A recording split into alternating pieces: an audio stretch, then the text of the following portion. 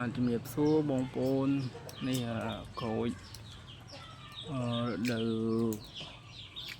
នៅខែប្រាំងណាបងប្អូនវាផ្លែច្រឡក់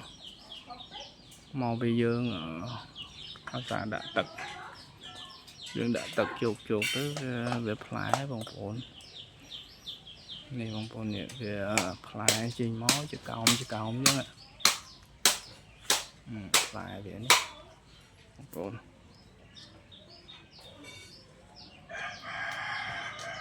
យើងដាក់ទឹកឲ្យច្រើនឲ្យជោគទៅនឹងបានផ្លែច្រឡក់ហើយផ្លែច្រឡក់ខែប្រាំងនេះគឺឆ្ងាញ់ហូបបងប្អូនវាអត់ស្កកវាឆ្ងាញ់ខុសពីរដូវខែភាសារដូវដែលជារដូវផ្លែក្រូចអញ្ចឹងបងប្អូនខ្ញុំ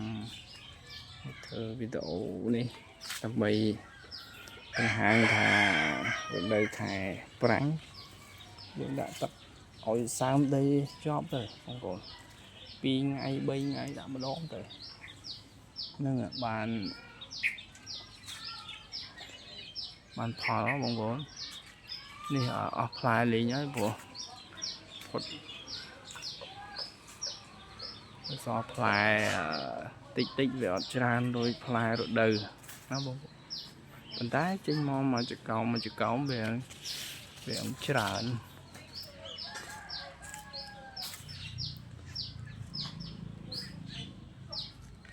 នេះធុងជីខ្ញុំជីត្រីខ្ញុំធ្វើសម្រាប់បាញ់ស្លឹកហើយនឹងស្រោចពុលហើយខ្ញុំធ្វើជាកប៉ុស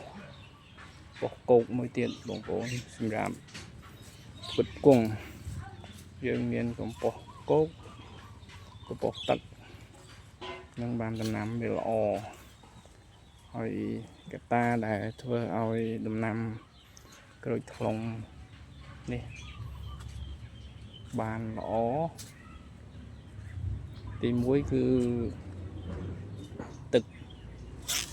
បាទទី2គឺជីមានកំប៉ុសគោកកំប៉ុសទឹកអញ្ចឹងទៅបងប្អូនទី3ហ្នឹងយើងថែត្រួយកុំឲ្យសត្វស៊ីសត្វល្អិតស៊ីកុំឲ្យតកូវអីចឹងបងប្អូននេះពីដើមធំទៅដើមតូចបងប្អូននេះដូចដើមនេះវាល្អគាត់បានដែរបងប្អូននេះតាមទៅក្រូចវាយើងមានដើមចេកគល់ចេកស្លឹកចេកឯងដាក់ឲ្យច្រើនទៅល្អអញ្ចឹងបងប្អូននេះស្លឹកធំអញ្ចឹងយើងដាក់ទឹកឲ្យជាប់ទៅកុំឲ្យដាច់ខែនេះវាមិនលើសទឹកទេបងប្អូននេះដាក់ឲ្យច្រើនទៅបាទខ្ញុំមានដំណាំតិចតួចដាំលេខគ្នាជាមួយក្រូចថ្លុងបងប្អូនបាទ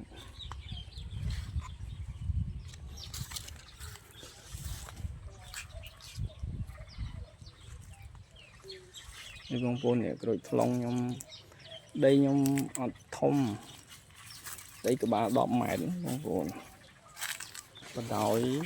170អញ្ចឹងទៅខ្ញុំដាំ2ជួរបងប្អូនក្រូចថ្លុងសងខាងនេះដើមខ្លះធ្លាប់ចេញផ្លែមួយសាហើយប៉ុន្តែអត់ចេញវិញនេះវាឆ្នាំក្រោយអីហ្នឹងធ្លាក់ទៀងភាសានេះហ្នឹងអាចផ្លែបងប្អូនបាទអញ្ចឹងវីដេអូខ្ញុំមានតែប៉ុណ្្នឹងទេបងប្អូនơiបាទជម្រាបលា